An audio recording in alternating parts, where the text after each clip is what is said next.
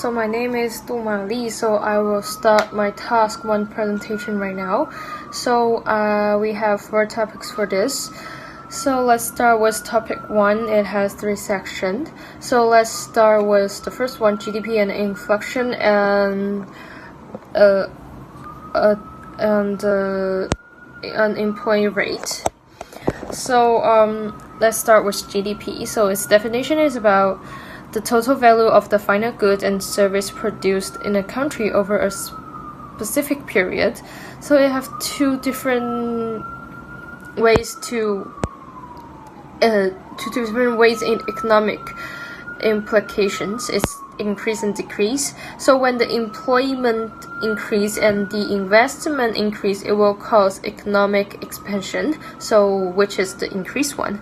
So the decreased one is the corporate profits decrease and consumer spending goes down. So it will cause an economic contraction. So let's talk about the second one, inflation. A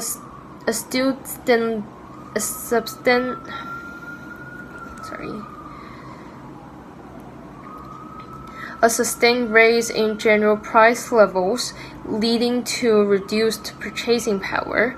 So it also have 2 ways. It's like moderate inflation and hyperinflation. The first one is it have a number. It's like between 2 to 3%, which is indicator of healthy growth. If this percentage is over 5, so it will currency devaluation and savings and savings erosions. It's like an unhealthy one. So next we are talking about the rate. The percentage of the labor force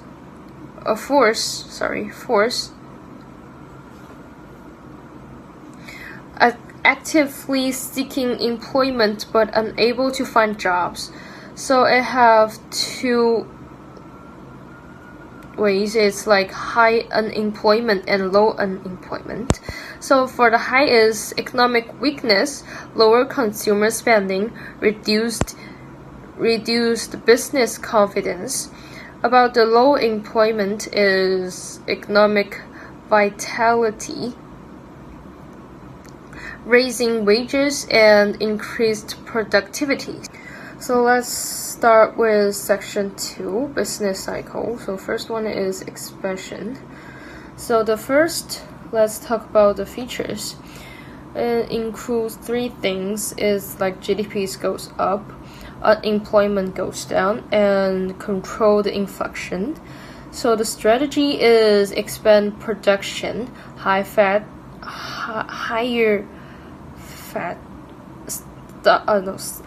stuff, and invest in innovations. So next one is peak. So it's also have 3 parts in features. It's like maximum economic output and accelerating inflation and raising interest rates. So the risk is overexpression may lead to debit craze or as bubbles. So the next one is contraction. It also have 3 parts for the features. So it's like GDP goes down and unemployment goes up and declining demand. And the response is cost cutting, cash preservation, and operational efficiency improvements. So the last one is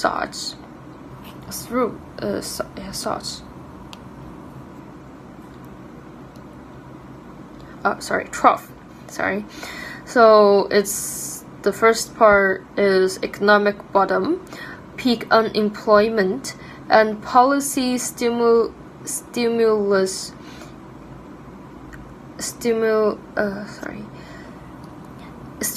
in issues recovery. So the opportunity is acquire undervalued assets position for future growth. So let's look at the last part of topic 1. Let's talk about the first one, is use GDP trades to plan production cycle and inventory levels. The second one is adjust pricing modules based on inflation-driven cost fluctuation. The human resource is unemployment rates guide recruitment stages and wage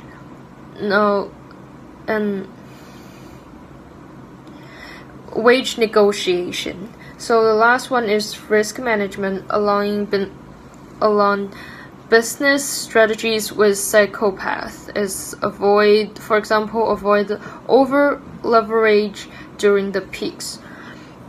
So let's look at topic 2. It's ADAS module. So for the short-term impact, AD shift left, reduce export income due to U.S. trough, lower aggregate demand. And for the AS shift turn left, higher production cost, reduce output and raising prices. The result is lower GDP and stagflation risk is low growth plus high price. So long-term impact, shift to non-US markets or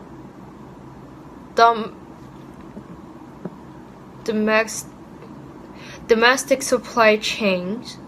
So the policy response is government subsidize or trade diversification programs.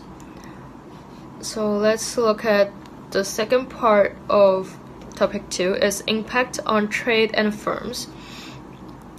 So export the firm is like revenue lose, so the workforce downsize, for example electronic and chemicals.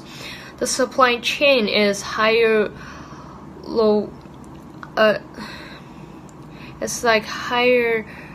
logistic cost, will supply chain reorganization. So the global trade, the first is other nation may impose tariffs on Singapore goods.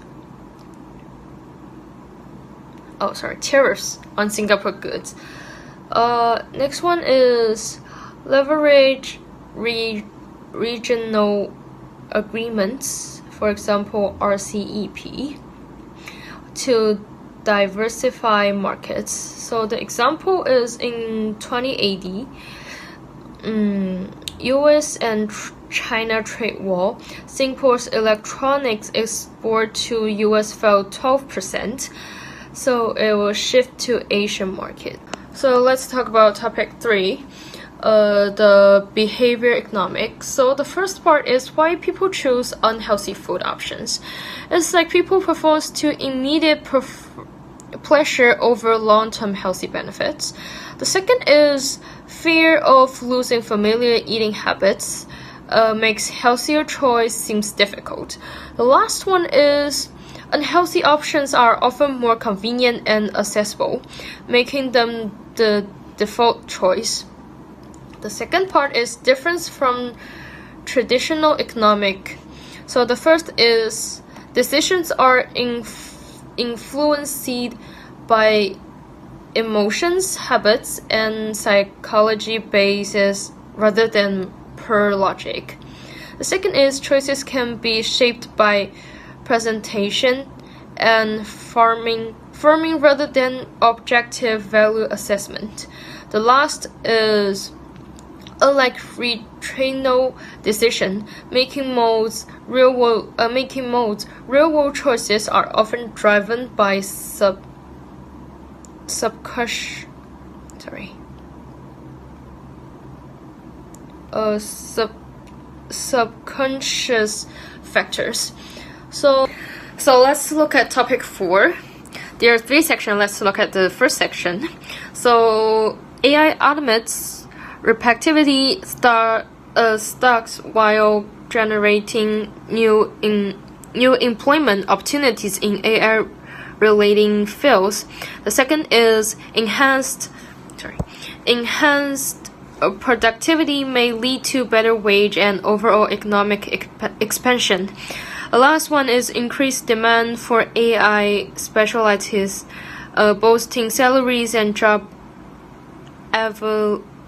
availability in teach industries.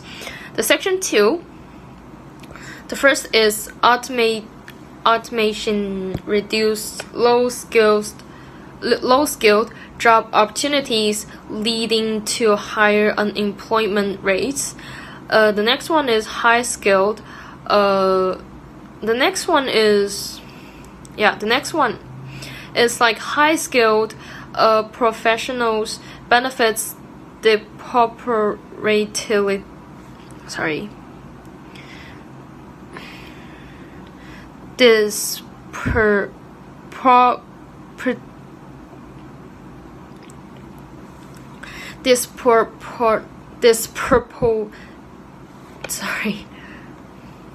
disproportionately, increasing income inequality.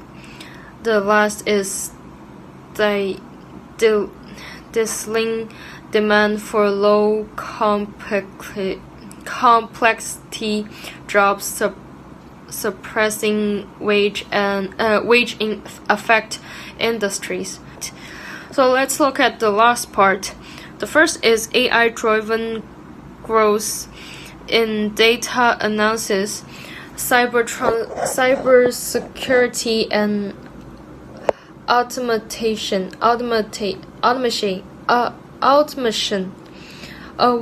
The second is workforce training and policy adjustments will determine whether AI mitigates or worsens inequality. The last is governments and business may need to invest the education and reskilling program to bridge the gap. So that's all my presentation. Thank you.